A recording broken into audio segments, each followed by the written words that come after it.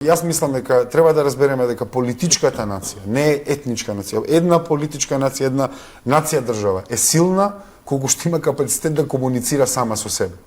Затоа што со овие поделби не само што би дошло до јазична федерализација, затоа што јазичната федерализација прво ја ограничува економската комуникација помеѓу двата кампуси во државата. Зошто? Затоа што со намалување на социјалната мобилност подразбира дека независно од географската распределба на етничките групи или нивните социјални положби, преку една лингва франка нивната социјална мобилност е поголема, а тоа повлекува и дека мобилноста на трудот би била поголема. Сега кога се намалени и социјалната мобилност, и мобилноста на трудот, тогаш има помала економска размена, зборуваме една кохезивна размена економска помеѓу двата кампуса, што крајно ќе доведе и до политичка дезинтеграција, затоа што економијата е база на сите процеси.